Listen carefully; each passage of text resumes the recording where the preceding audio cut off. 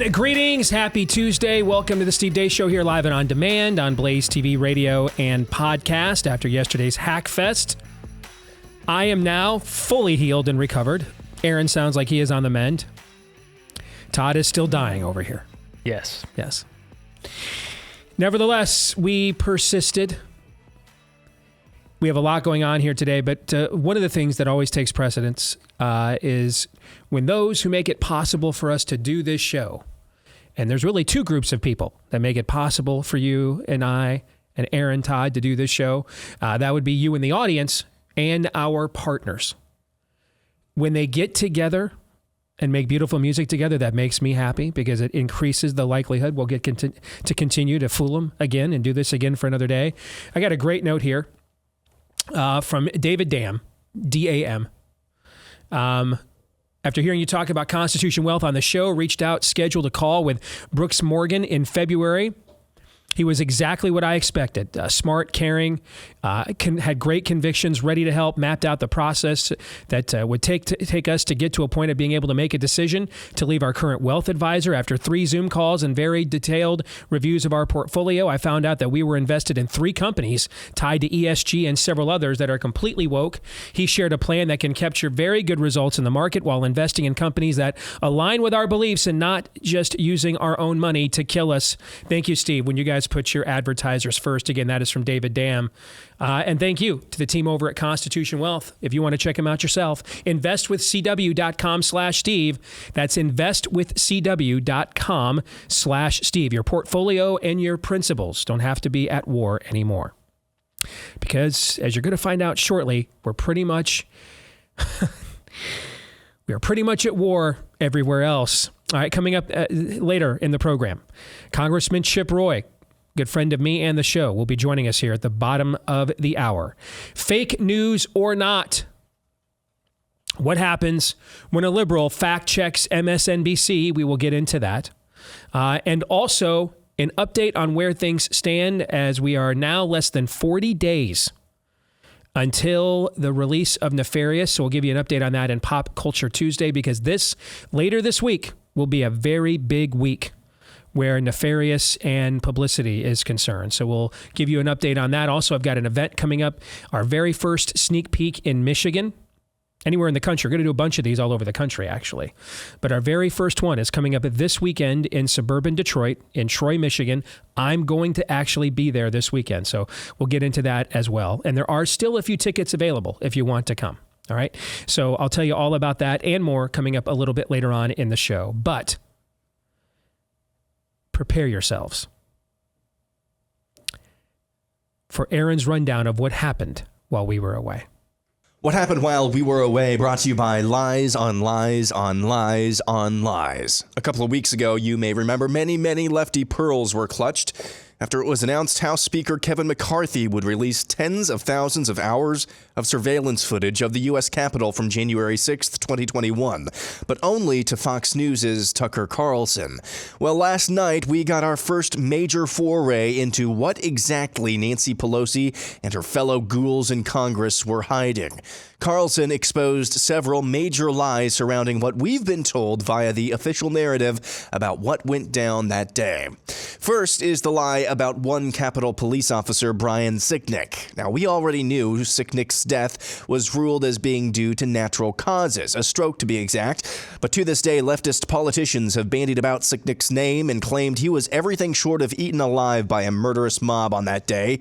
This video paints a different story. As you can see, Officer Sicknick is alive and well after the time he's claimed to have been murdered.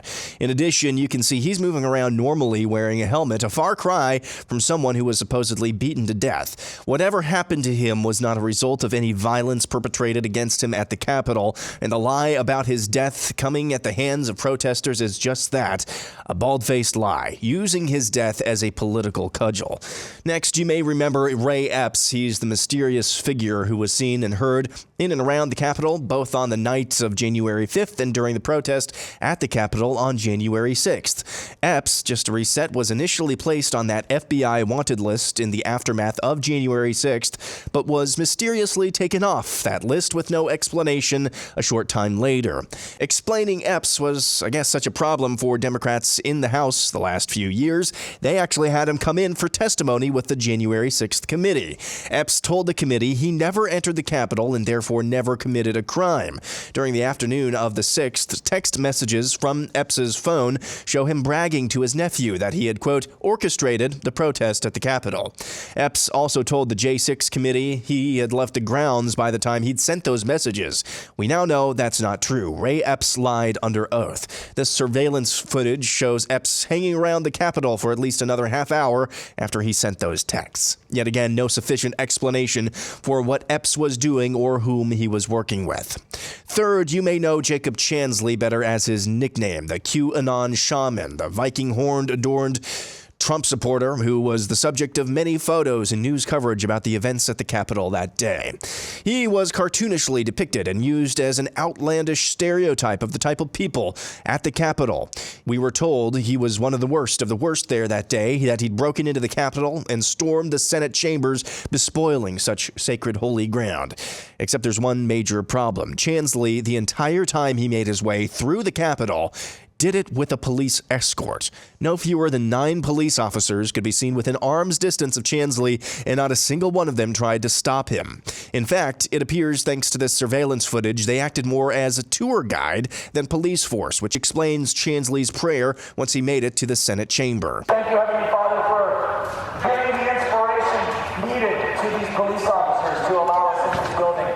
Chansley was subsequently charged with glorified disorderly conduct and sentenced to over 3 years in federal prison back in November of 2021. And finally, one of the most childish assertions contained within the official narrative of what happened that day is that Senator Josh Hawley and other Republicans are cowardly hypocrites because they ran away as the Capitol was invaded. You may remember they tried to turn Josh Hawley in particular into a punchline. Later that day, Senator Hawley fled after those protesters he helped to rile up stormed the Capitol. See for yourself.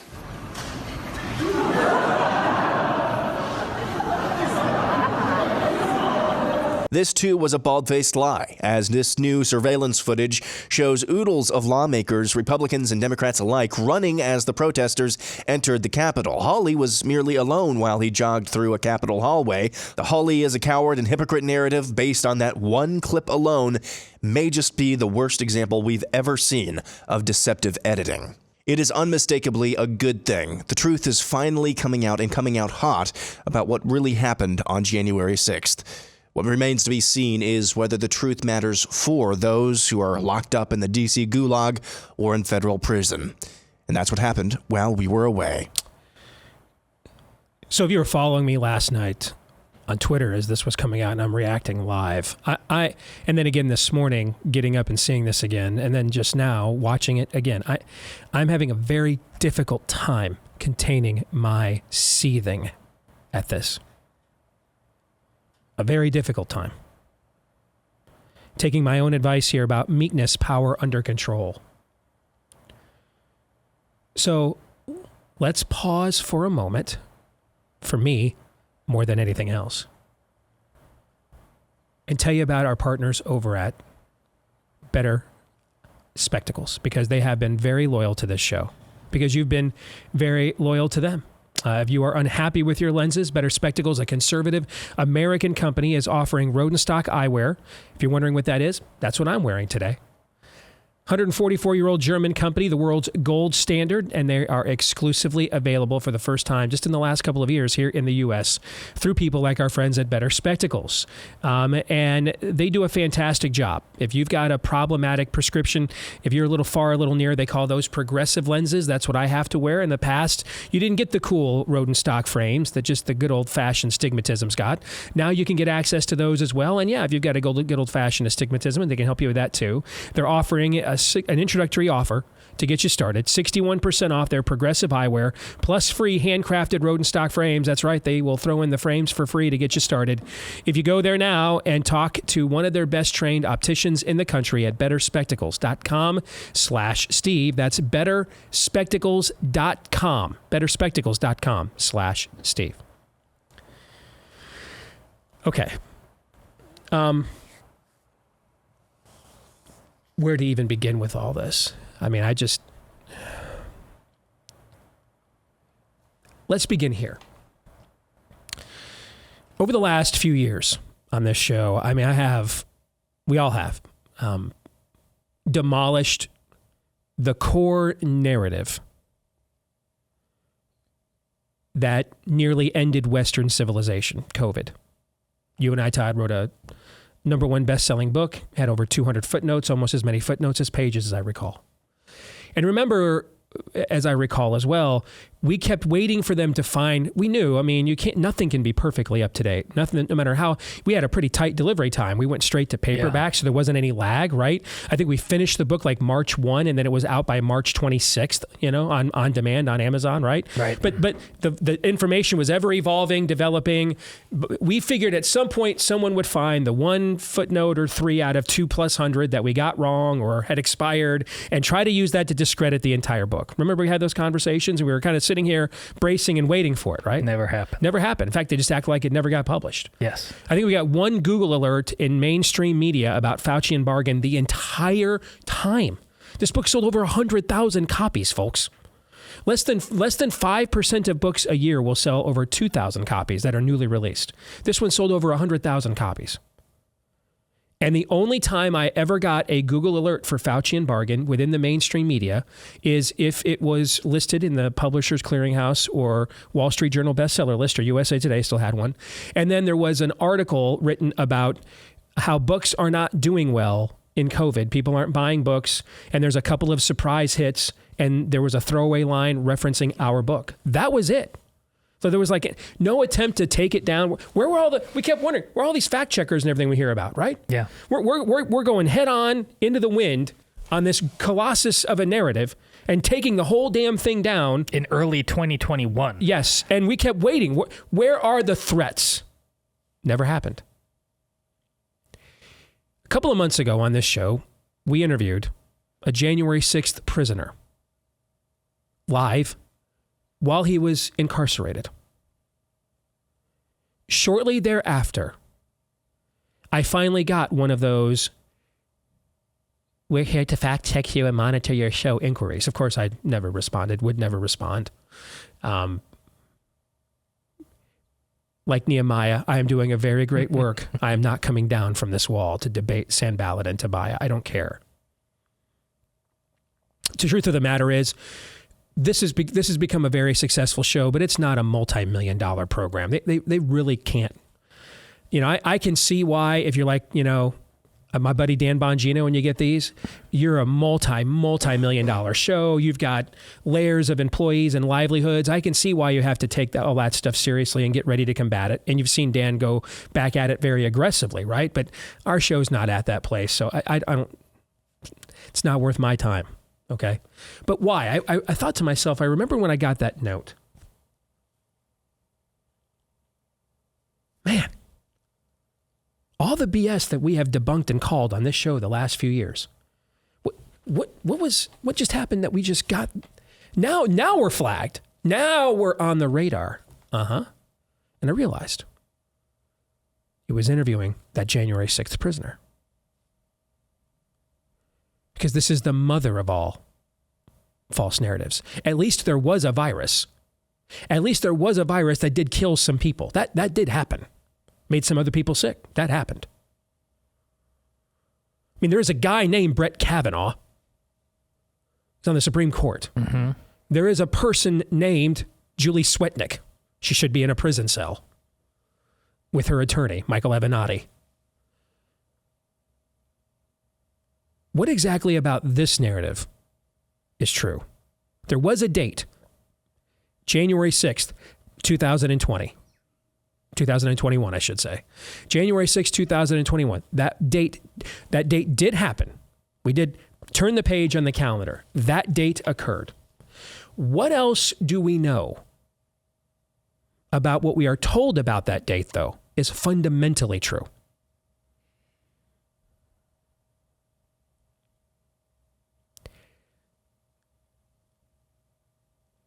What we have witnessed here for the last 2+ years is an American Reichstag.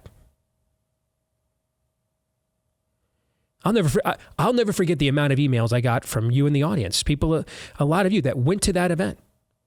You got back on the buses, you got back in your cars, you're heading back home, you get on your phones, and you're seeing all this footage, and all hell breaks loose. You're like, man, there was tens of thousands of people there. We went, Trump spoke, we left. What the hell? What the hell transpired after we left this place? How many emails I got from people, Facebook, messengers. Man, what happened after we left?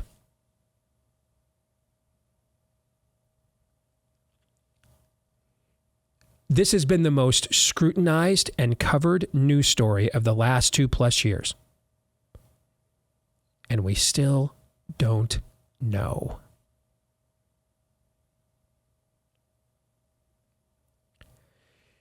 Before I go further, let me say, and you threw another name in there last night, Aaron. Thank you for that.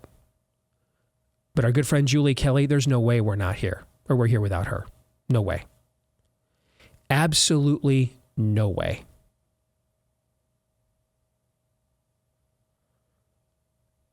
And then you mentioned, is it Darren Beatty over at Revolver? Correct. He was in on this from almost the very beginning as well. Okay.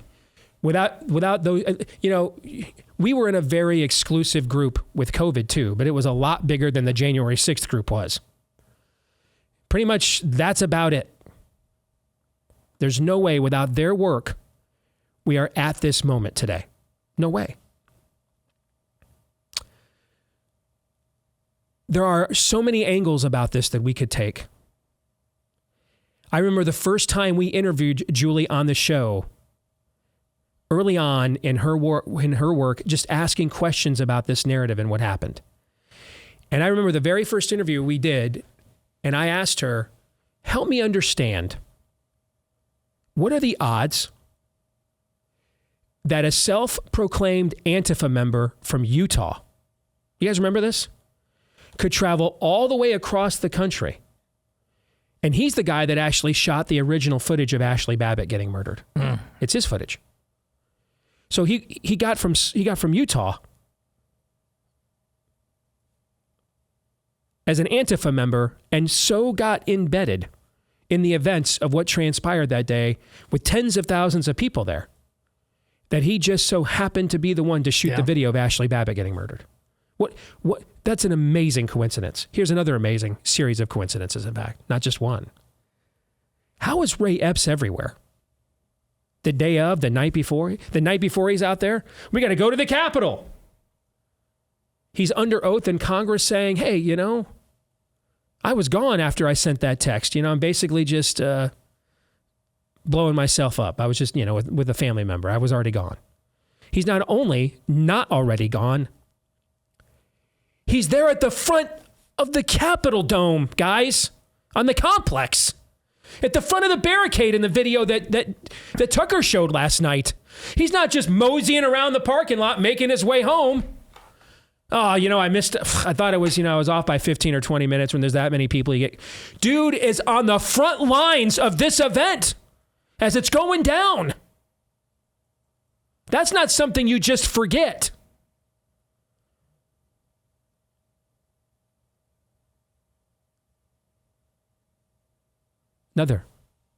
Another truly amazing coincidence. Except none of this is.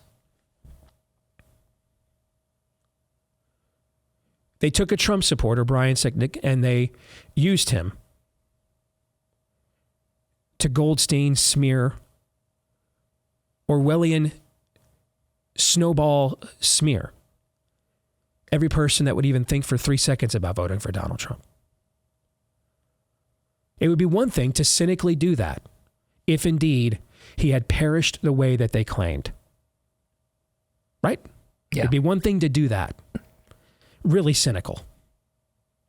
Brutally cynical. but at least it was based on an actual event.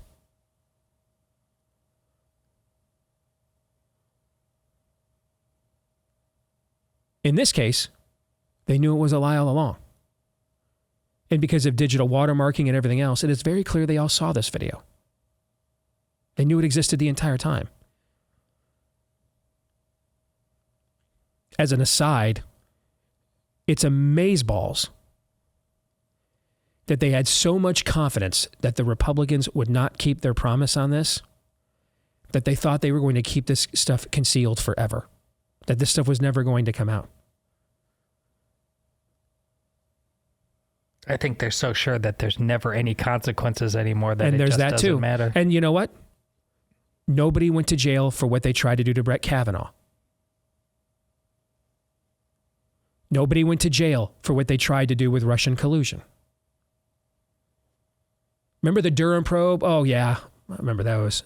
It's Durham time. Like, no, it's never going to be Durham time. Nobody went to jail for stealing an election. Nobody went to jail for a scamdemic. For creating a super virus and letting it leak from a lab.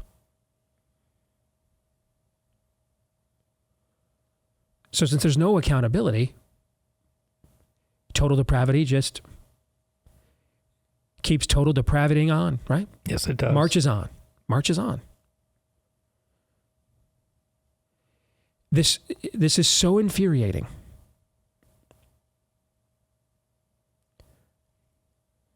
It's an American Reichstag. It is beyond even the most cynical of political ploys. And I think it begs a very fundamental question.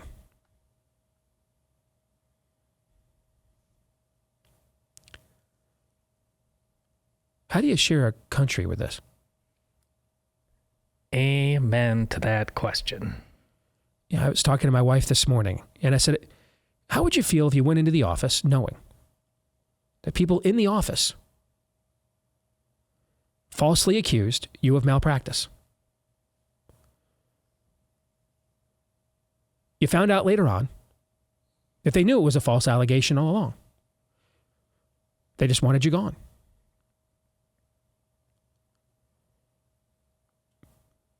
They tried to ruin you. And then when you go into work tomorrow, they're still there.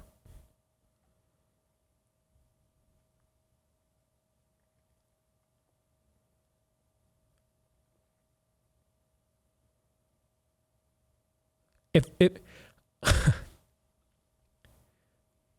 You want to be more angry? I can't even tell you what I'd do today if I was Josh Hawley. I mean, I cannot even tell you. I'd be in jail. I'm just going to tell you right now, guys. I'd be in bleeping jail, okay? I would be in jail. That's where I'd be right now. In jail. Because of what I would do if I were him. What were you going to say? Well, these people who would do such a thing, what if they were, the thing they're the most right about is sick-nick? And this from the perspective that we've long diagnosed and have receipts of in many walks of life, that the Democrats are always guilty of the thing they're blaming other people of. Yeah. This is me talking. But what if he was murdered? But by them. At this point, I think you should honestly put absolutely everything on the table. Because that guy was standing there doing his job vigorously. Now, maybe the next day he did die of a stroke. Or maybe this was the one decent human being that got wind of all of the stuff that was going on. Why didn't you act? Or maybe he had warned people in the past and said this was going to happen. We know requests were made for additional security. I can make your case even more. I can make your case very fundamentally for you. What if after that next day he said, I'm blowing the whistle on this, and that's why he's dead? What if the cause of his stroke was simply he's in there trying to keep the peace, doing his job, like you see in that video, and sees what's going on with some of his contemporaries and what they're about to escalate this thing to, and then he watched what it became, and what if that was the cause of his stroke? So, yeah, they did murder him, essentially. Yeah. By doing what they were trying to do to Clarence Thomas multiple times. Exactly. Or what they tried to do to Brett Kavanaugh, or what they tried to do to Donald Trump. Right. Yeah. To me, this went from, at the very least, everything that you just said, traitorous at best, to demonic because of that last item. The Josh Hawley trying to turn him into a punchline. Have you seen, for one, have you ever seen a more deceptively edited video than that? No. I have not. No. In Tucker's video, if you saw that whole thing, they showed the peaceful calm of people walking through, but then they hired that CBS guy to make the video into basically a music video, and then they show to music them marching through, and they volume up. So it sounds like it's a raging crowd in there instead of people just moseying through.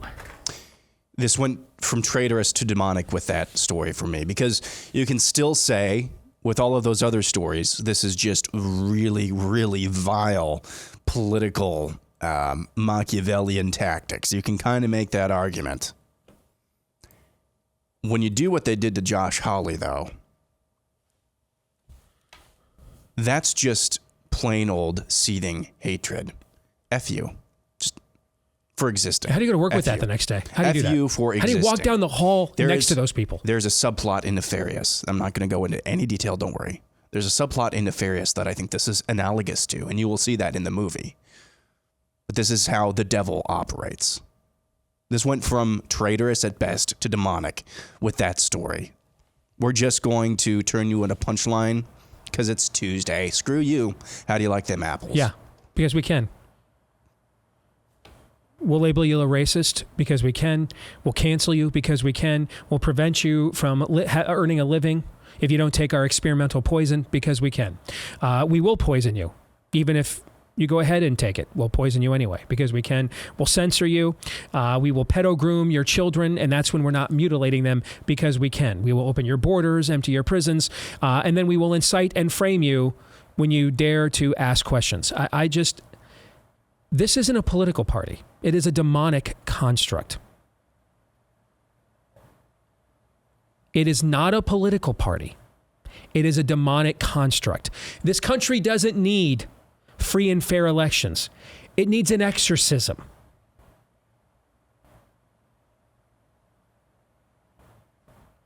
This is a plot line that when House of Cards was good, they wouldn't have put in. That's perfect. How do you share a country with this? I'm asking. Think of where you live right now. How do you know I can walk down the street and I've got a neighbor who buys into this kind of stuff who just wouldn't report me? I fit that. Yeah. How do you know that?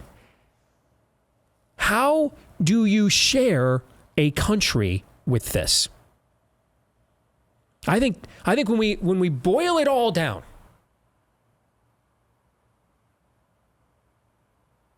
and hey man, we still have real video of people acting violently. They should be criminally charged. Incited or not, they should be criminally charged.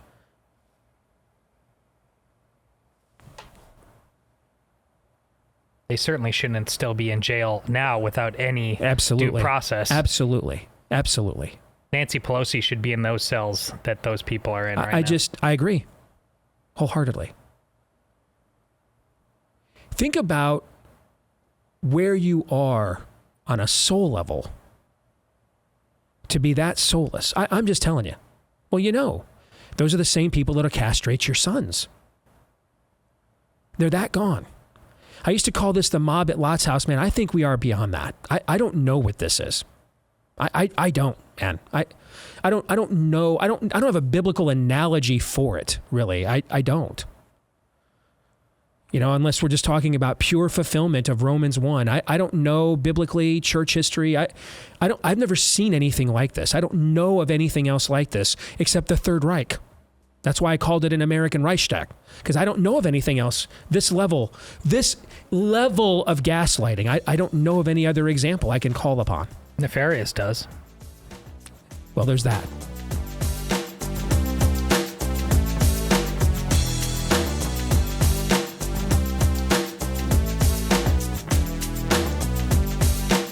All right, let's get right to it. One of my best buddies also happens to be a member of Congress, but don't hold that against him.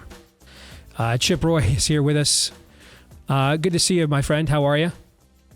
I'm doing fine, Steve. Don't hold it against me. You tried to convince me not to do it wisely. Especially on a day like this. And we pointed out, without the work of people like Darren Beatty and our friend Julie Kelly, we're not here today. The work they did initially pushing back on this narrative. But we should also mention, without the coalition that you guys forged to challenge Speaker McCarthy a couple of months ago and put this on the table, we're not here today either. So I think that should be mentioned as well. Well, I appreciate that. I mean, we still have a lot of work to do, though. I mean, look, we won the battle to position the Republican conference to be more effective and more representative of the body, so that we could have more of a voice as conservatives. But let's just be honest. I mean, we've got more work to do on the weaponization committee, which frankly isn't going nearly as far or as fast as it needs to go. We have not yet, for example, impeached Mayorkas or anybody. We have not yet passed a meaningful border security bill to jam it down the Senate's throats. We have not yet stood up to fight the spending battle. So Republicans need to get a kick in the pants and realize that they sent us here to do something about it. But you are correct. We're in a better position, and I'm glad Tucker's at least focusing on trying to find the truth on some of the things going on out there. As you watched this video, how much of it had you seen before it aired on Tucker last night? Very little. None of what I saw there yesterday. I mean, what I've seen predominantly, if not entirely, on whatever Les leaked out to news media in the past in terms of footage. I've not been offered any ability to go sit in any room and go look at any of the video footage. And so, I found obviously quite intriguing, in particular, that part about, Ray Epps very clearly having lied to the January 6th committee, and nobody on the January 6th committee seemingly caring about the fact that he lied, saying I was gone and back at my hotel or whatever he said, but very clearly was there in the window when he said he was no longer present.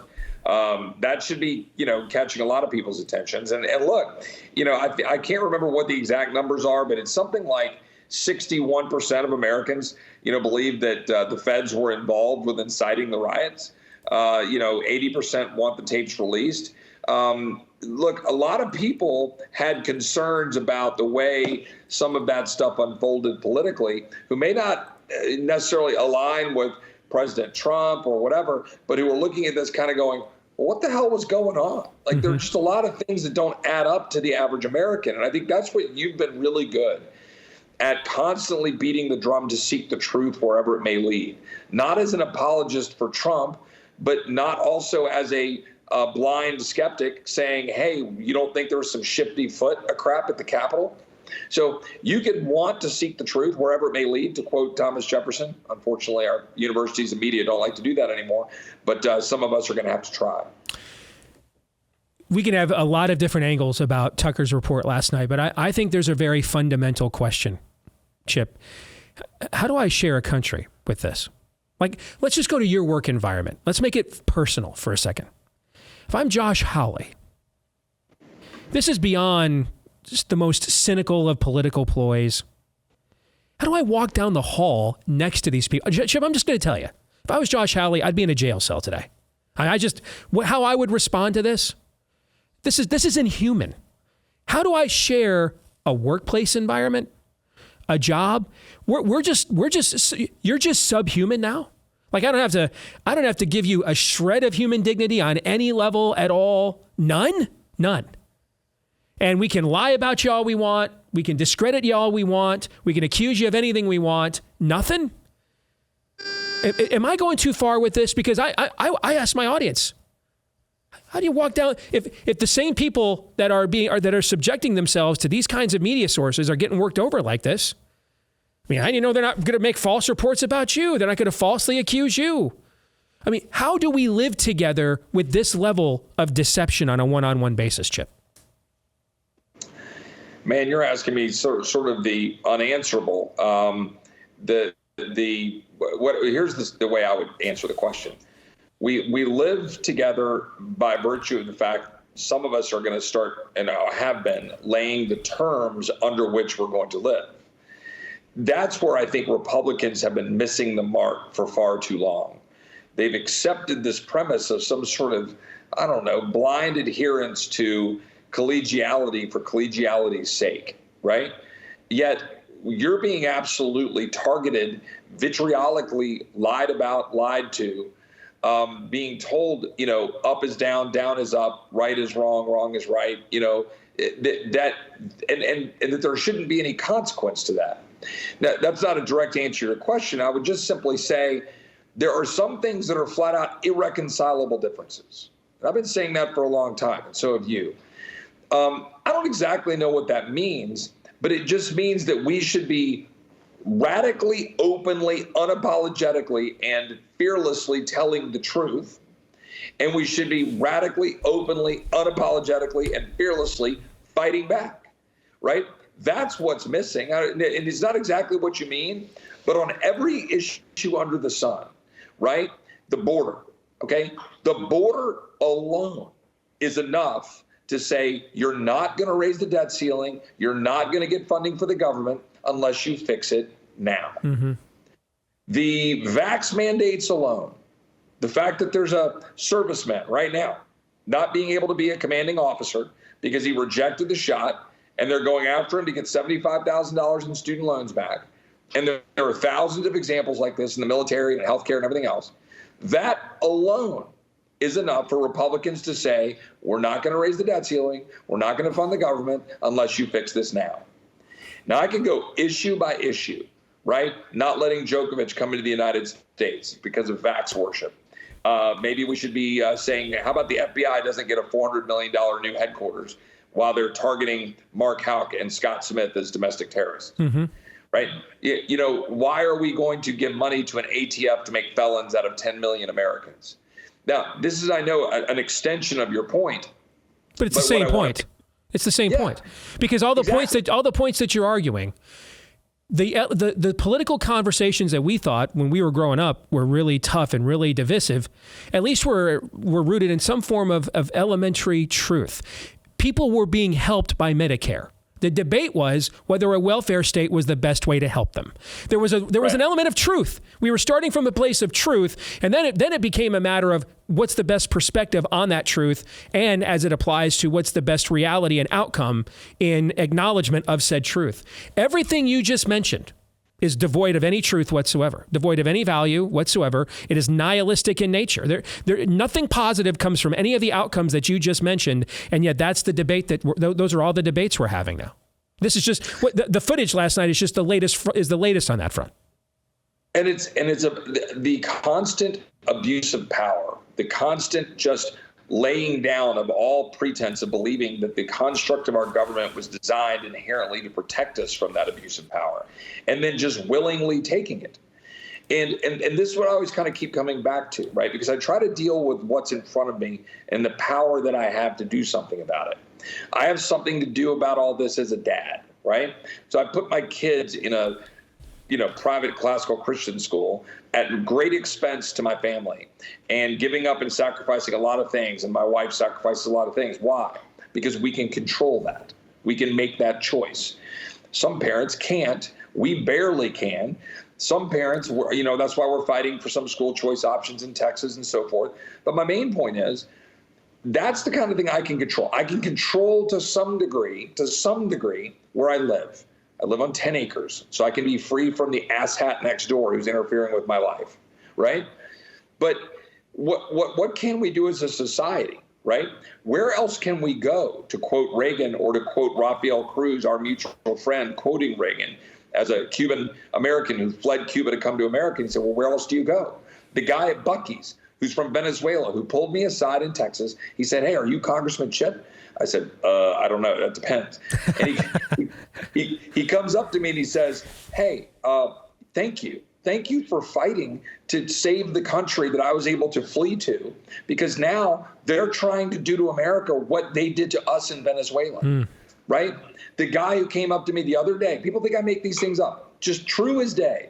Guy comes up to me, not my constituent, at a gas station near where I live, a Hispanic guy. He was fired from his job. He's a veteran. He worked at the VA, and then he worked at the Treasury. He was fired from his job because he refused to take the vaccine.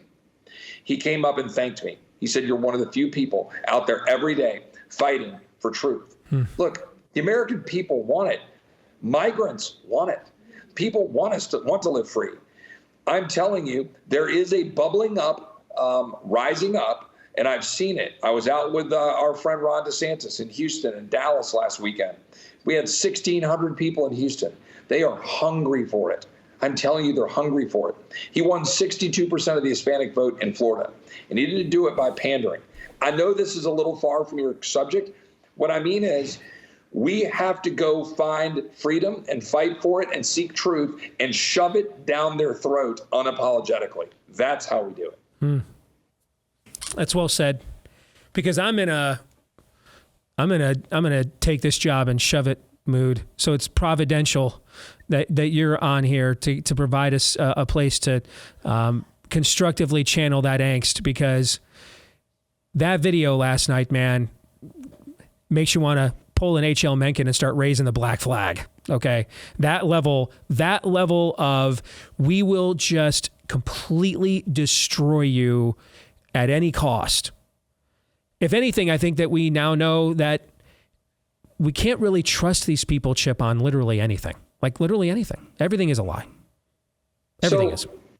Let me go back to my, it's weird, the cynic in me, right? But let me go back. So I was asked a question. Yeah, the cynic in you, but amongst the two of us, you are the one that usually brings me back into the light, if we're being honest with the audience. Well, look, we like feed off of each other, all of us who are trying to fight. Like we have to fight. I wake up every day and go, what the heck are we doing today? Mm-hmm. So I'm about to go fight something out in some bullcrap bill that Republicans are putting forward because we're not actually doing everything we should be doing yet. I'm going to keep keeping a fire under them. But on Saturday, at the end of the thing, after DeSantis spoke and I was on a panel, and there was a group, there's like 800 people there, somebody said, well, what's something that gives you hope and optimism? And to my point a minute ago, the people that have said no, right? The men and women in the military who said, no, fire me, don't promote me, I'm not taking the needle. The nurse who didn't take the needle. Mm-hmm. In the crowd, I don't want to, there was Candace Cameron Bure, right, the actress from, Hallmark movies and Full House. She turned down, and moved from the Hallmark channel over to whatever, the Great American Family Network or whatever it is, mm-hmm. because Hallmark was abandoning core values, mm-hmm. right? That's saying no, right? We need thousands more of that, but there's a lot of it happening. You want to have hope? It was a tireless minority that founded this country, to quote Sam Adams. It was not a majority. Remember that. You remember that. Mm-hmm. I remember that. All your listeners remember that. Mm-hmm. It does not actually take a majority. It takes a small group of us being willing to say, we're going to live free. And the people out there listening to this radio program, this conversation, they know and they've seen individuals say no to masks. Stop, putting your kids in a school where your kids' minds are getting polluted. I know the counter. Well, there's sheep. There's sheep who just listen to the January 6th committee, propaganda. There's sheep who just listened to Fauci and said, you got to shut down. I know. But leaders fought through that. And I'm not talking about leaders just like DeSantis or you or others that have been calling it out, and Daniel Horowitz and, some of the great doctors have been willing to do it. Peter McCullough was in that crowd, by the way, in Dallas. He was a part of that audience. But I'm talking about the leaders that are community leaders, individual family members who sacrificed and lost jobs because they, by God, weren't going to have the government jam a needle in their arm. Before we let you go, we got about 90 seconds here. What can our audience do for you? How can they help what you're trying to do up on Capitol Hill? Number one, pray. Number two, get highly involved in what's happening on the presidential horizon. I don't think anybody's got any surprises about, where my head is right now, but that'll be more public here soon. But here's the most important thing. Light a fire under your member of Congress or your United States Senator. I don't care what state you're in. I don't care if they're Republican. Light a fire under them and demand to know why they will fund a government that's continuing to fund tyranny, why they would fund the government that is continuing to fund the very things they campaign against. They can't shrug. We have the power of the purse in the House, and we should damn well use it. The most important thing you can do listening to this show is ask your member of Congress, are they going to vote to fund a government with open borders? Are they going to vote to fund a government that continues vaccine mandates? Are they going to vote to fund a government that's allowing our government to continue to promote diversity, equity, and inclusion? Are they going to vote to fund a government that continues to fund an IRS targeting, parents? Are you going to vote to fund a government that doesn't secure the border? The answer to that should be no. That's the most important thing any American can do right now. Love you, brother. Thank you for joining us. Appreciate it. Keep up the fight. God bless, Steve. You bet. Take care. Take care. Thoughts? Well, he's been beating this drum for a long time, and I'm glad he just keeps coming around to it because it's so common sense. But you just, the brick wall that won't accept common sense is endemic on so many issues. But why would we fund this? Again, the things people will get mad about of how their money is spent in their own home, like you mentioned yesterday about going to a restaurant or something. If we don't get the right service, if our comfort is not given us in the right way, you will simply be sodomized on a daily basis by your own government. Like at some point, zero dignity, no personal respect. There's no boundaries. No. None. I mean, none. We will label you a rapist and essentially end your ability to leave your home and be a functioning member of society. There's nothing we won't do. Nothing. We'll poison you. We'll kill you. Nothing.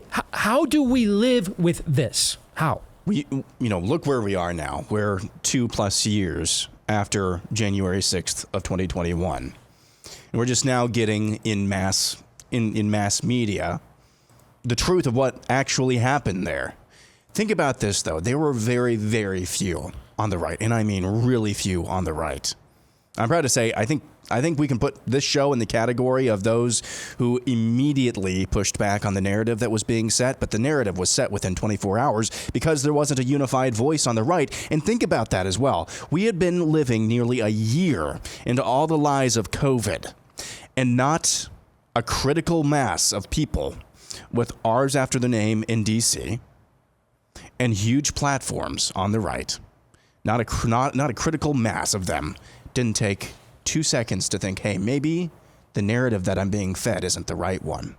And now here we are, 2 years later, innocents victimized, people sitting in the gulag and in federal prison. Too many men without chests. Absolutely infuriating. Hour 2 is next.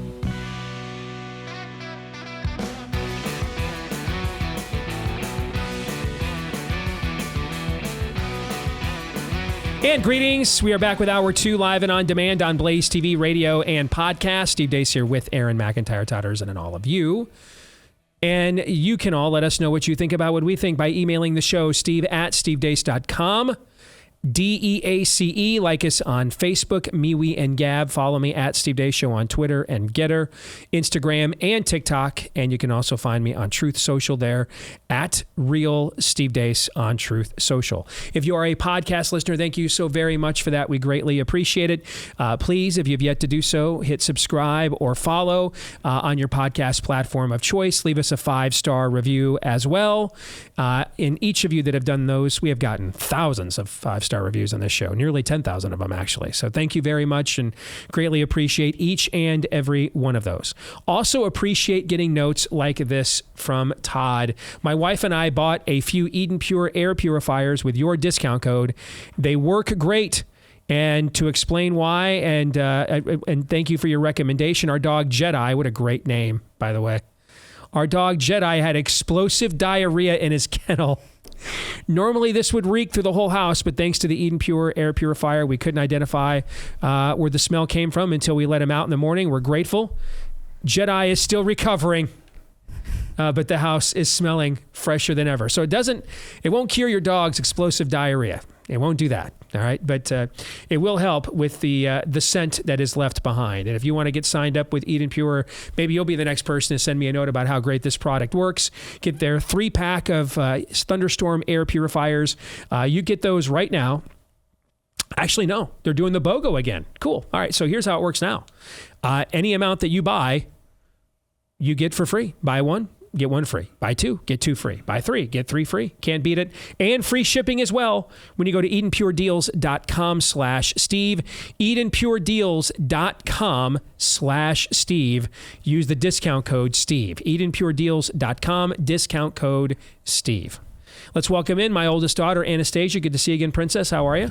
Good. Do you want to hear a funny story really quick, actually? You bet. So Steven and I, my husband, not this one, but my husband, Steven, we decided to sell our old Wii. We just weren't using it. Mm-hmm. And I was talking to her, like we were scheduling like when to meet up. And then she's like, big fan of your dad, by the way. So excited to pick up this Wii. So shout out to Sonia for buying my Wii and listening to the show. Is that the Wii that we used to play with when you were a kid? No, this was Steven's old Wii, so I'm not selling your guys's, but okay. Or else maybe I would have gotten more from it. Might have gotten more, some sentimental I'd have been value. like, I will have him sign the Wii when you come to pick it up. Did Steve Deace touch this Wii? Yes. You know, I might just say yes. Depreciates it in value all the more. Yes. See, when people are like, did Steve Deace humiliate his children on Wii Sports on this Wii? Yes. See, when people are like, is your dad Steve Deace? I always answer, I'm like, do you like him or not? Yes. Well, you've done that your whole life. Yeah, and then if someone says our name right, yeah, then they didn't guess. It's either they know, and so it's either really bad or really good. Yeah. So I just wanted to give a quick shout out to Sonia for buying my Wii today. All right, very nice. What are we doing this week? So I kind of decided, as Hannah Montana once said, to bring kind of the best of both worlds. Nice. Because I can't get away. I'm giving the people what they want because they want you guys to watch TikToks. Oh, no. But I wanted to give you guys a fighting chance. So here's how we're doing this. Okay? I've got 3 categories of trivia questions. Okay. You have 3 chances. So if you get the question wrong, you have to watch a TikTok. Oh, it's punishment If you get the question right, no TikTok. I think that's fair, Todd, don't you? Okay. All right. Okay. So, yeah, so I'm going to, but you can't help each other out with the answer. It's going to go one by one. You will pick the category. Right. Okay. Because I kind of made it like that. So, like, if you got one wrong, then they can blame you for having to watch TikTok. And then it'll be funnier for everybody. Okay. Sounds good. I like it. Okay. Okay. So, Dad, we'll start with you. All right. Okay. We have Star Wars, we have 80s movies, and we have superheroes. See, I tried to give you guys, like, a chance. All right. I'll do the superheroes because I'm probably going to be the most knowledgeable in that category. Because these other 2 guys can hang in the other 2 for sure. All right. Okay, that was sweet, Dad. Yep. Okay. Yeah, he's a giver. I'm not a selfish lover, Todd. Okay, here we go. Yes. Question 1. What year was the first modern comic book printed? A, 1917, B, 1938, C, 1933, or D, 1925? I'm going to say 1938 with Action Comics 1 and Superman. Aaron, why don't we go ahead and play that first? No, TikTok. that has When to it be comes to inclusive language, oftentimes people tend to use phrases like people with penises or people with vaginas rather than saying male and female or men and women. While this can absolutely be inclusive for trans people, unfortunately it's not always the most inclusive language for intersex people. No. My advice is to use language that focuses on function and not just form. I've got some language I want to use that you're talking about, I'm going to use such some as language. people who can get pregnant, people who can get other people pregnant, people who are at risk of testicular cancer, and so on and so forth. This is much more inclusive because there are intersex people who are born with a vagina but don't have a uterus or ovaries or an ability to menstruate. This is because some people that are born with a penis don't have testes. I'd like to include. So it's much more inclusive to say what you actually mean than it is to use language that works. Okay, thank you. Okay, I think okay. Do you want to know the answer? Yes. Okay. It was C, 1933. And I confirmed this on 3 different sources on these questions because I knew all of you. I know you guys. I'm starting to get to know the crew here. And I know you guys would have been like, well, actually, when it was first invented was the Action Comics #1, Superman, came out in 1938. I'm just letting you know that the first modern comic book printed was C, 1933. What was it? I don't know, but I confirmed it. Okay. See, here we go. It's already starting. Okay. Todd, would you like Star Wars, 80s movies, or superheroes? Oh, let's do 80s movies. Okay. What I should have done is set this up so like every question you chose was like super hard, and then for them it was like, what's the letter after B? Set your dad up. Nice. That Thanks. would have been beautiful. That would have been, yeah. Okay, question 1. Which 80s movie was the highest grossing film of the decade?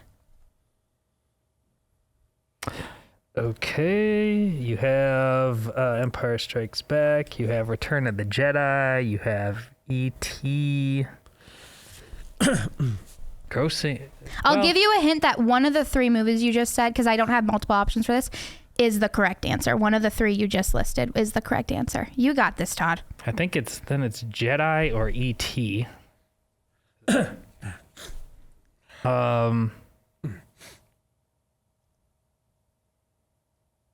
Gosh, I'll say Return of the Jedi. Oh, God, no. You guys are... Okay, go ahead and play TikTok number 2. It's E.T. It's E.T. My pronouns are they, their, theirs, Oh, my. it, and they, them is just fine. So if you wanted to refer to me, you would say Faye is a drag storyteller. It loves to read, and some of their favorite books are Where the Wild Things Are, and From the Stars in the Sky to the Fish in the Sea. Can you read where the prisons are? Drag storyteller with Drag Story Hour for a year and a half. And my drag character is a drag thing that can be anything in the world. Yes. Space. A lot of times I'm a notebook or a car. Descend to the 9th ring of hell. See, I've got it. Are you really at home hoping The fact that I coughed every time after E.T. wasn't the hint that I was trying to help you out here? I coughed every time she said I'm E.T. just coughing as part of my life right now. I can't even. That's true. That But are wasn't very people really distinct. hoping we lose? Or are they hoping we win? So we save you from this as well. I don't. This is. You know, rough. I'll confirm that they want you guys to lose. Because the amount of messages I get saying have them watch TikToks again is overwhelming. All right, Aaron's So you guys turn. literally have one more. All right. Okay? Aaron, would you like Star Wars, 80s movies, or superheroes? Give me superheroes. Okay. Okay. Question 2. Again, I did confirm this with other sources. Because I know. In an attempt to appear more normal, the superhero Hellboy does what? A, file his horns down. B, wears contacts. Or C, hides his right devil hand. I don't know this one. Oh, man. I don't think it's B. So it's A or C. No, maybe it is B. Maybe that's what you want me to think. Reverse psychiatry. B. Final answer. Is that your final true answer? Yeah. 100%. Yeah. Okay, so I wrote all of these questions for nothing because that was also wrong.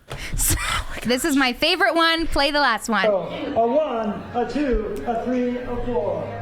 Watermelon's a good cry. Watermelon's a good cry. Watermelon's a good cry. Watermelon's a good cry. Cut me. This is my favorite part. Breathe out. They're just like you and me. Breathe out. One by every. Cut me, Mick. Cut me, Mick. Throw in the damn towel. Breathe in. Breathe out. Breathe in. Breathe out. I want to take the punch that Apollo Creed got from Drago right now. See, that's my favorite part is he says, we're black, we're white, we're Asian too. We're every color of the rainbow. I think I love that. I think we're all losers here. America Yeah, just lost. honestly. America just lost. Yes. See, like when I was telling my coworkers about this, first I was like, maybe I should make them like super hard math questions or something that you would like never. And then they were like, no, like make it so it's possible for them. And I was like, okay. So then I was like, I'm like shocked that you didn't. Star Wars was honestly the easiest category. So you guys just lost. All the questions I wrote were for nothing. I think I'm supposed to say thank you, but I'm not. Your time here is concluded now. I will say that. I hope to see you guys again. All right, thank you. Bye. All right, let's get to fake news or not.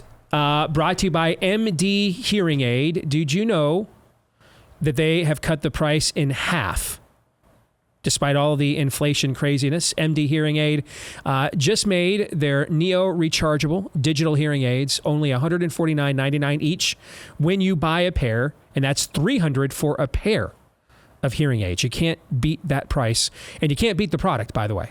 My stepdad, Jim, has been using this product.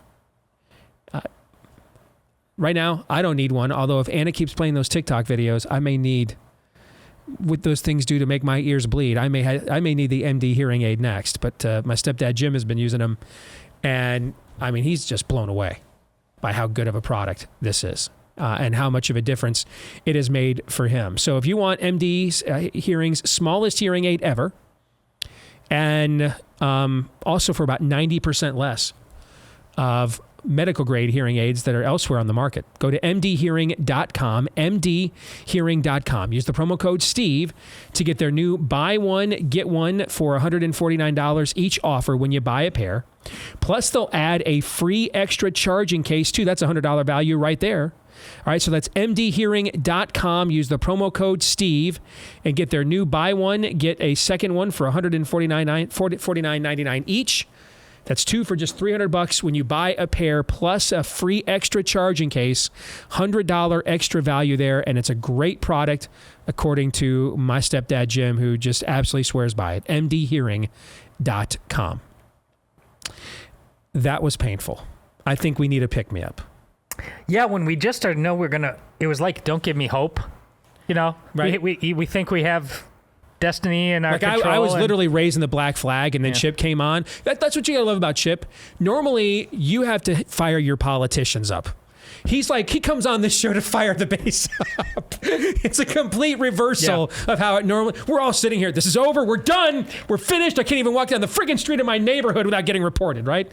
Chip comes on and gives us like marching orders. It's like the reverse of how this is supposed to work. So we're all fired up. We're like, okay, maybe we've got a chance again. And then Anna does that to us. I think that this needs to continue. I think now we need a pick-me-up again, right? What do you got? I think for fake news or not, we have this clip. Oh, yeah. Of Russell Brand on Bill Maher this week.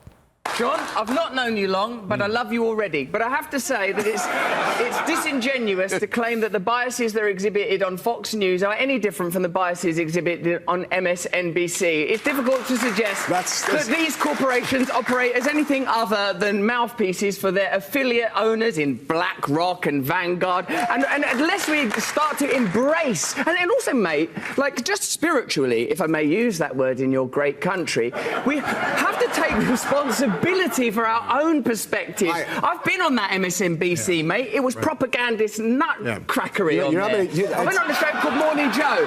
It was absurd the way they carried on. Good Morning Joe. Yes. Yeah, I don't know what it was. It wasn't morning. There was no one called Joe there. No one could concentrate. They didn't understand the basic tenets of journalism. No one was willing to stick up for genuine American heroes like Edward Snowden. No one was willing to talk about Julian Assange and what he's suffered trying to bring real journalism to the American people. And I think to sit within the castle of MSNBC throwing rocks at Fox News is ludicrous. My friend, make MSNBC better. Make MSNBC great again. My friend, I would. The moment fight them on a territory you can win on, Joe. Russell, darling, the moment that you give me a specific example. An actual example. Okay, I'll give you one. Just wait. Wait. Just we need a specific example. How about let me tell you what the specific I'd like to hear of. I'd like to hear a specific example, a provable specific example of an MSNBC correspondent or anchor being on television saying something they knew was false and were saying behind the scenes to people, I'm about to go out and we know that the election wasn't stolen or something equivalent. Example. But I will go out on television and say the opposite. I will lie. When's my answer? Just give me the specific example. I understand the basic point. Give me a specific example. All right. I'm with you. I think it's a false equivalency, Russell. It's not. That's your own bias. It's not about bias. It's a false equivalency because you don't actually know anything about any of these organizations you're talking about. Even on MSNBC ones, big My darling, it was more than enough. You can't come up with such a carry. You have a single actual fact. Do you want an example? Do you want an example? Yes. The ludicrous, outrageous criticisms of Joe Rogan around ivermectin, deliberately referring to it as a horse medicine when they know it's an effective medicine. Yeah, that's not a bad Rachel example. Maddow turning up on the TV saying if you take this vaccine, you're not going to get it when it hadn't been clinically trialed for transmission. Non-responsive. You have to listen. Wait. Do you think you can improve America by determinedly and avowedly condemning Fox News without acknowledging that you're participating in the same game? Did you not just listen to Bernie Sanders, someone who plainly, legitimately believes in this country and believes it's possible to change, but is bound by corruption, is bound by the lobbying system? Surely it's clear to you, Bill, as one of the great pundits and experts and comic voices, that systemic change is required. Money has to be taken out of politics. We need new political systems that genuinely represent ordinary Americans so that we can overcome cultural differences. And bickering about which propagandist network is the worst is not going to save a single American life, not improve the life of a single American child, not going to improve America's standing in the world, and the world needs a strong America. Gentlemen, fake news or not? Oh, that was the essence. If you need the pictorial representation of journalism is magical and not at all broken, it is right there. Heidelman, I know that smug SOB. I worked with countless people like him at the Des Moines Register, and I was Russell Brand there. Different topics, but the same kind of thing. I just confront them and they hated it. They're like, you realize what you just said is nonsense, and you can only get away with it in this room here, hiding behind your typewriter, aggressively putting things out where it's then difficult for people respond increasingly. And the whole notion, they're so drunk on exactly the paradigm that he wrecked there. And Bill Maher, you said that he is basically us. Many of his scripts we could read verbatim. You'd have no difference. But there's one right there where Bill tried to give in and say that's a false equivalency. Yeah. He's still like, oh, well, no, Fox is from the devil. Yep. But MSNBC, they're not perfect, and I joke about them, and they've been behind all the lies I've told you them telling, but I still can't let that one go. MSNBC, quite frankly, listen, we spend a lot of time on this show ripping on Fox News, but of course, MSNBC is absolutely worse. I have no problem saying that. I won't waste a lot of energy, but I'm not, for the reason Russell Brand says, it all needs to be taken care of. But MSNBC, we just got done talking about January 6th and those lies. It's far more possible because of MSNBC, not Fox News. Listen, Fox News has simply got to constantly do this, find out which way the wind is blowing, and then it puts its thumb on the scale on which president. It gets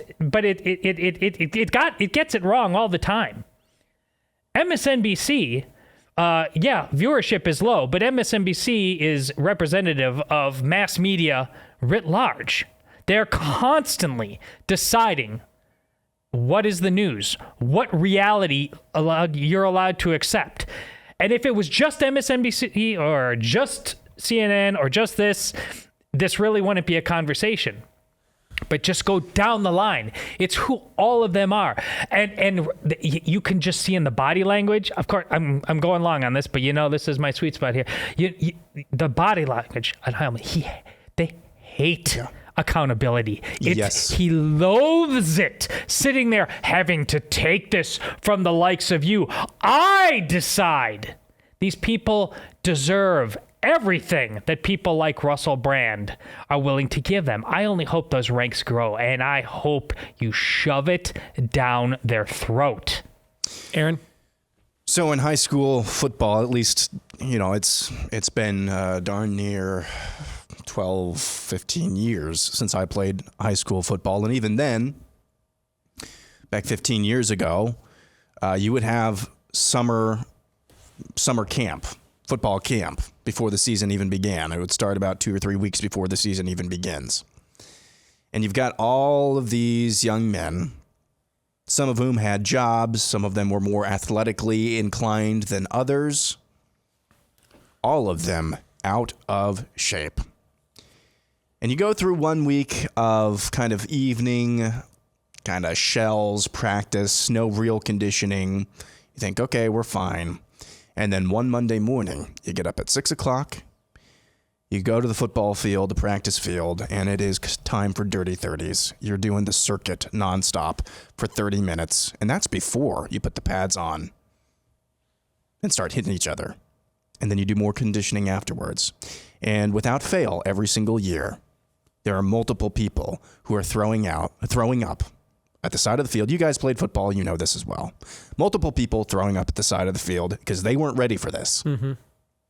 That's what just happened right there. They're not used to this in their ecosystem, not even Bill Maher. Especially from the left. Exactly. They're not used to this at all. Instead, what they're used to, did you guys see this clip? Maybe I should put this in the montage tomorrow. Jon Stewart was able to fool another Republican state legislator into doing an interview debating gun control.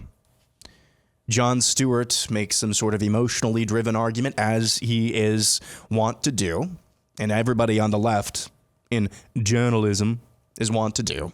Emotionally driven statement of fact. And the Republican, it was something like 400% more gun ownership, but, we still have the same murder rate, some BS framing like that. And here's the Republican legislator. He's from Oklahoma. I can't remember what his name is.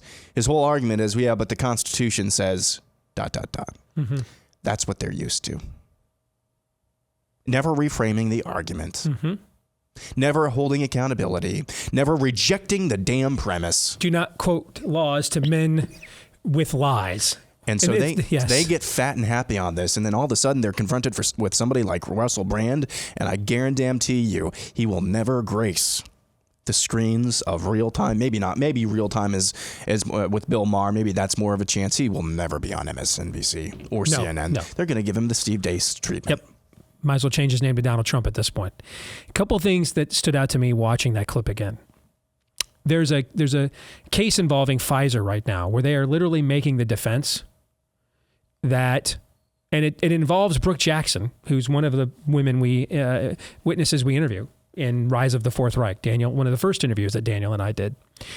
And Pfizer's defense, and what she does is essentially she makes sure that the testing mechanism for biopharmaceutical companies, their testing module systems are fulfilled. She's a monitor, basically. And what she found at numerous Pfizer testing outlets for the COVID vaccine in Texas were just way under par, including unblinding people, non-medical personnel injecting people. I mean, just stuff that would just blow your mind. And she goes on the record and labels all this in Rise of the Fourth Reich. She was one of the first interviews we did, and so she's gotten through the initial threshold. They couldn't get her case summarily dismissed, and so she's getting her day in court against Pfizer. Pfizer's case to the judge basically is that the government is our client, and the government didn't think they were defrauded, so it's okay. And the judge was like, "So wait a minute. If the government knows what you're doing is bad, it's okay because the government signed off on it." And Pfizer's answer essentially is, "Yeah." That's the case that John Heilman makes. He doesn't say, and go watch the clip. He doesn't say we don't lie. Tom Elliott, the guy that runs Grabien. And if you guys want a great resource in this line of work, did you guess you can access on your own? Grabien.com, Grabien, Grabien.com. All they do is just catalog news clips of everything that they think is worthwhile. No editorializing. Just the clips, and you can go to Grabien.com and watch what people say. He put out an entire thread yesterday of just complete and total lies that John Heilman has said on the air. Stuff like it's noted that misinformation in the media has dropped 73% since Donald Trump left office. But here's the thing, though. Heilman didn't say he doesn't lie. He said, I would go find a single case of someone on MSNBC who went on the air and said something they didn't that they knew wasn't true, that they said privately they know was false. Like what you see the Fox people do with Trump and the stealing of the election narrative. Do you see the that is a very key difference. If you notice, see, folks, learn parcel tongue. He went full George Costanza, didn't he? Yes. It's not a lie. Yeah. If you believe it. Learn parcel tongue. These people don't speak English. They speak with forked tongues. And don't listen to what you're assuming they mean because you speak English. Listen to what they actually say. If you watch that clip again, he says, go find an example of anybody on MSNBC that went on the air and said something they knew wasn't true and then privately admitted as such. Because we do have people from Sean Hannity on down. They're, if we're being honest, we try to be on this show, that did we not get text messages and stuff from these people saying that they knew that that they thought that Trump's narrative about the stolen election was BS? We've all seen those texts. That is true to some degree, but that's not Russell Brand's point. And then what did Russell Brand come back with? Stuff they've said on the air that's not true. That's objectively not true. Like Rachel Maddow saying, if you get the vaccine, you won't get COVID. That's objectively not true. But that's not what John Heilman said. He said what you said, Todd. It's not a lie if you believe it. I believe I'm a man, even though I've got a vagina. I believe I'm a woman, even though I have a scrotum. I believe I'm a citizen, even though I'm carrying fentanyl and I'm a human trafficker that came illegally across the border. I believe you're a white Christian nationalist, even though you are a New Age shaman on a QAnon site. See where I'm going with this? Yeah. I believe masks work, even though I've got 80 years of studies that show they don't, including real-time data. I believe the vaccine works. It doesn't. Doesn't matter. That's journalism for you. That's what this is. It's a projection of belief. It's true because they believe it. It's not they believe it because it's true. That's where Russell Brand, he's doing epistemology. Heilman says, hey, show where we betray. That's why hypocrite's the worst thing to be in the subjective moral view. I'm betraying myself. Well, what if you suck? What if you're wrong? Please betray yourself if you're wrong. No objective standard. So Russell Brand's out there pointing out objective things they've said are wrong. Heilman's defense is, well, we thought it was true. Fox knew they were just lying to their audience, so that's worse.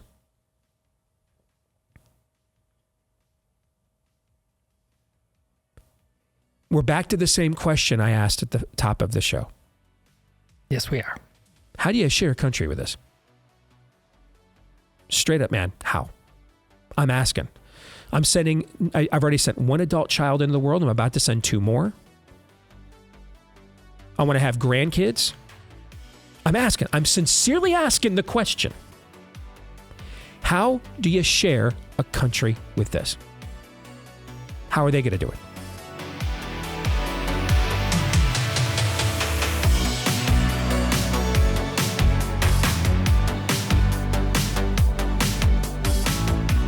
All right, back here on Blaze TV, radio, and podcast. Don't forget our friends over at Patriot Mobile. You have helped them to emerge as one of the leaders in the parallel economy, and that means they can expand what they offer you in return. Right now, you can get access to all 3 major networks via Patriot Mobile for free. So if you live in a place where one network doesn't work as well as another one does, and you want to make the switch, they can do that for you anytime for free.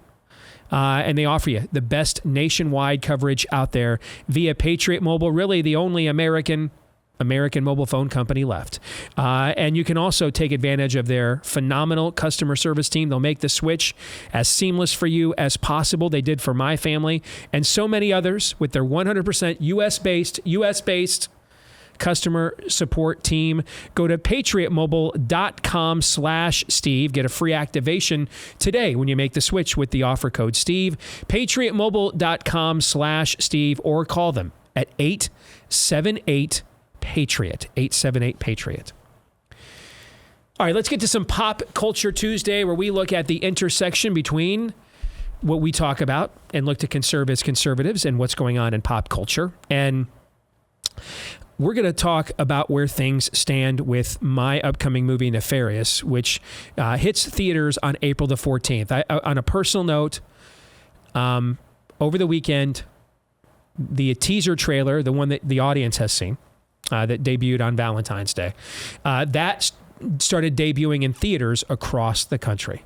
And saw it at a couple of the local theaters here in town. And I got to tell you, I mean,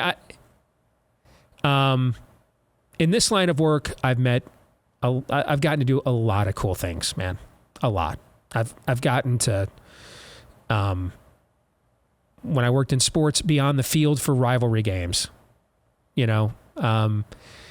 cover big time events, the Iowa caucuses and straw polls, and, getting to know a lot of the people that you guys consider to be famous and everything else.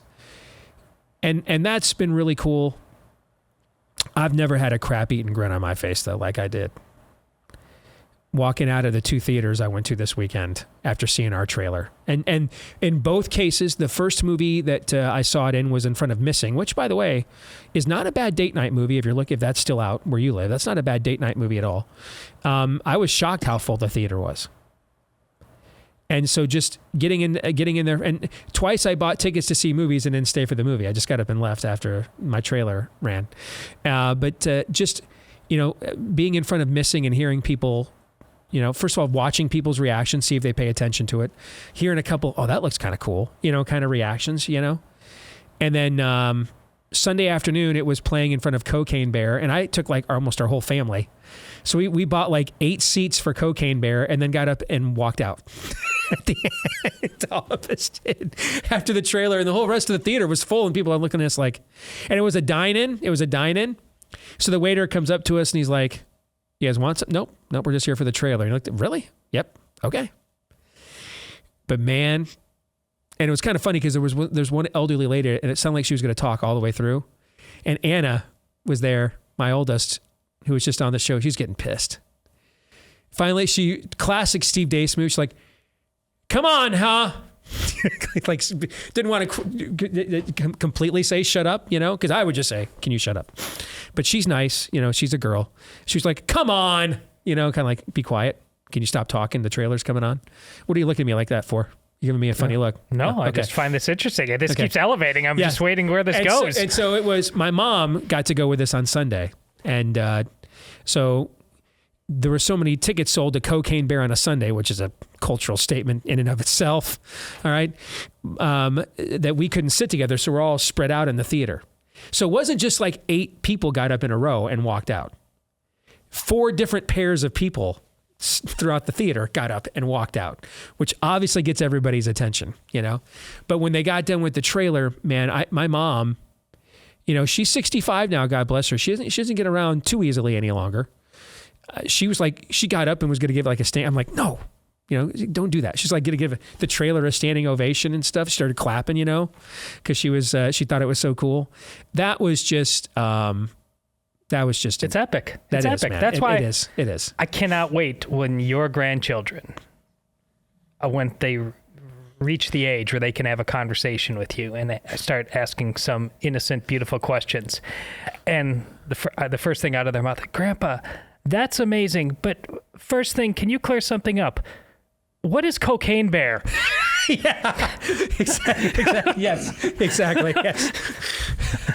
By then, who knows what we'll be talking about that they'll have been exposed to. But yes, I hear you. Yes. So we are doing a series of sneak peeks for the movie all over the country later this month and into April. We'll have more details for you on that.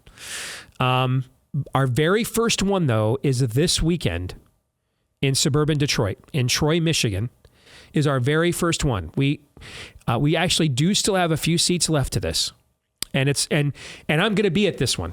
I'm going to this one. Amy and I are flying out Friday afternoon after the show, and we're going to be there for this one. It's a matinee, so it won't be too late for you, and it includes a live Q&A that we are recording because we're going to put.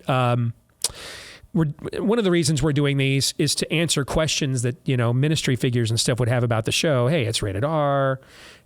I mean, it doesn't look like a traditional faith-based movie, and it's not. It's not a traditional faith-based movie. Just like this is not a traditional Christian radio program. It's just a radio program that is driven by three people deeply committed on various levels to a biblical worldview. You know what I'm saying? Yeah. But it looks and sounds like every other show you would listen to. It's just the worldview you're getting is not what you get from everything else you listen to necessarily. And that's the same approach we take with the movie. And so this event, if you want to go, all my social media channels, at Steve Deace Show on Twitter, Getter, also look for Steve Deace on Facebook, MeWe, and Gab. All of those places, there's a link there right now. If you want to go to the sneak peek in Troy, Michigan on Saturday afternoon, suburban Detroit includes a Q&A, and we're even going to do a book signing for Rise of the Fourth Reich while we're there as well. All right. So we have a few seats left. If you want to go, click on that link on my Facebook page, Twitter account, etc., and that'll tell you how you can get tickets and which theater in Troy that we are going to be at on Saturday, with the Q&A afterwards to discuss the movie. So I'm pumped. Oh yeah, I'm very pumped. You know, and we didn't plan it this way, just going back to my old home state, you know, and this is where we're going to do the very first sneak peek of the movie. I won't be at all the sneak peeks. I probably won't only be at this one, because we're going to, last I heard, we might do 12 or 15 of these around the country. So that's smart. I like it. I can't take that much travel time away from the show, but if you want to go again, it is Saturday afternoon, Troy, Michigan, suburban Detroit, and the link is up on all of my social media accounts for you to get your tickets. Okay. This week, I told you when we got down to the last 40 days is when the big push would begin. This is the week when that will take place. We are launching the full trailer for Nefarious later this week. And you guys got a chance to watch it before the show. Without giving anything away, what were your thoughts? Well, I just compare it to where the trailer process started, and I can't. You know, this is like it's a whole art in and of itself. You spend all this time making this movie with the degree of continuity that you need and want to make it flow and work emotionally, all it, and then you got to chop your baby up. Mm-hmm. In weird ways to make it compelling, in simultaneous the same way and in a different way. And the first attempts, just to get started, you know, you get the ball rolling. But I thought basically it made it seem like it was way more of an action movie than it is, because it's not an action movie at all. It was just high energy.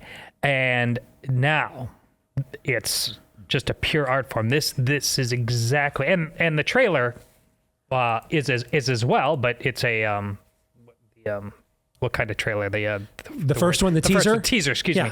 It's a teaser, so it's a shorter form. It's just amazing, and right out of the gate. I mean, you are in the first couple seconds here. The second shot perfectly, because it mixes two things that happen in the movie, but in a unique way that you don't see in the movie, but it's telling you exactly what the movie is about. It's just, I give so much credit to these guys. What are their names? I'd like to meet them. Carrie Solomon, Chuck Conselman. Yeah. The level that of care and intentionality that you are putting into this work as a whole.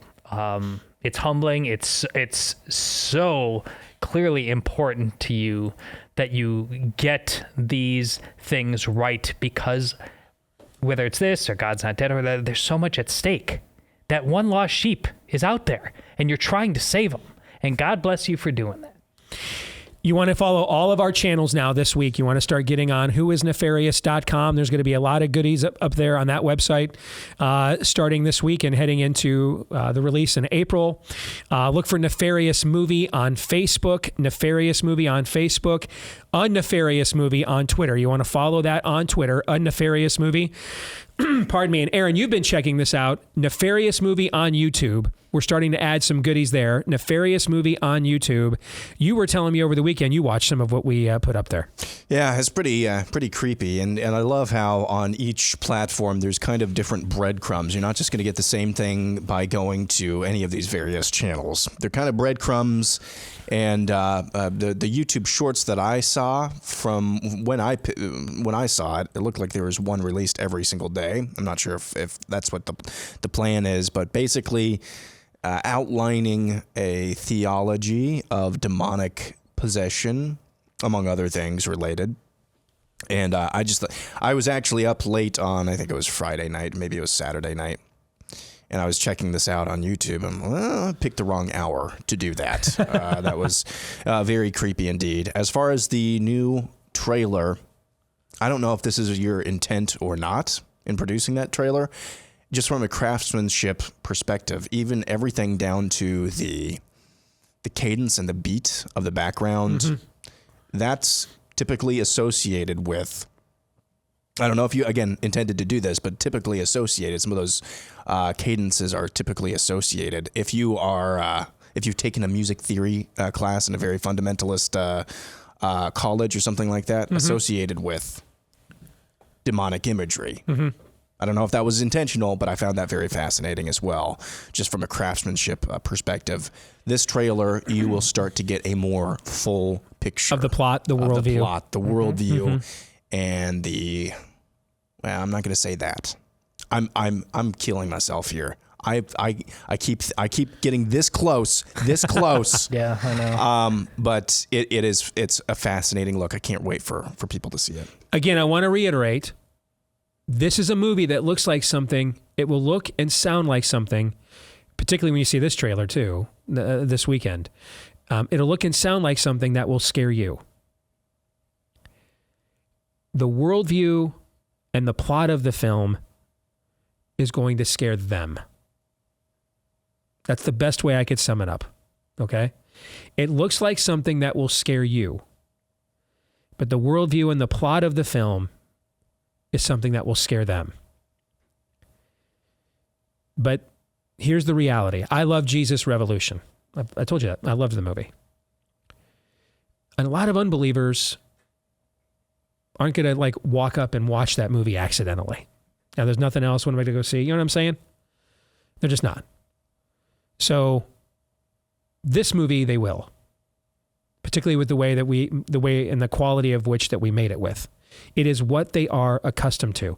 We've always said, gosh, why do we make such cringy movies? And Jesus Revolution is not cringy. That's one of the things I like about it.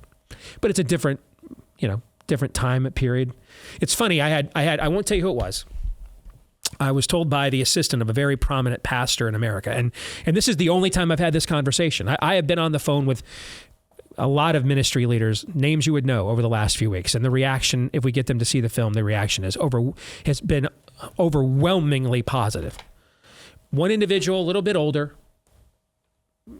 and his assistant was like, I love the movie. It's very well made. I can't wait to go see it in the theaters. But I just don't think he's going to like it. I mean, he needs things that are of a different tone. And I said to his assistant, we made the same movie that the Jesus Revolution movie made. We made the same movie. It's just he's from a generation where the sins they were committing in that era, in 1969, people dropping acid in public and taking their clothes off, that was like their version of twerking with kindergartners in the libraries. Okay.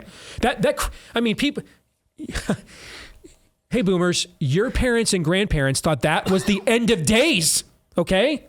They thought it was the end of days that you're dropping acid from crop dusters and turning cannabis into a food group. They went into church. They're like, man, this is it. This is the end. Because it was the sins that you were surrounded by.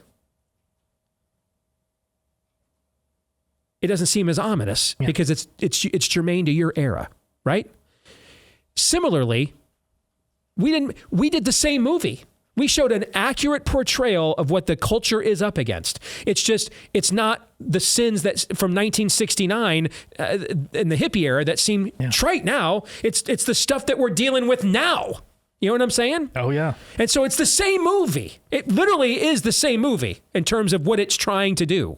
It's just the difference is we're in a much darker place than we were back then. And the reality is, if I'm struggling right now with, I don't know, do I chop my balls off or not? I'm sorry, but I don't think Kelsey Grammer playing Chuck Smith 60 years later probably tells me, where the hell did that stupid idea come from? You know what I'm saying? It doesn't.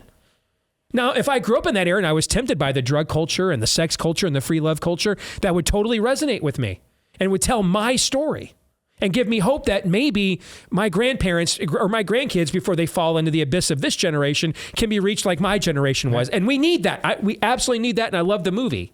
We made the same movie, but we made it for this generation.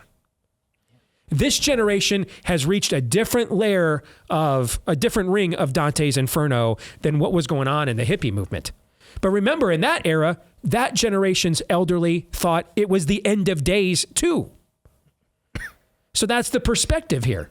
The difference is it's the same movie. We're just confronting a completely darker level of darkness than where we were 70 years ago or 60 years ago as a culture. Remember that when you're 75 years old and a Christian, which one is supposed to be more paramount in your life? Are you 75 or are you a Christian? There you go. That's a good way of putting it. So this is a big week. Whoisnefarious.com, Nefarious Movie on Facebook, A Nefarious Movie, follow on Twitter, Nefarious Movie on YouTube. Back at it again tomorrow, John 3:17.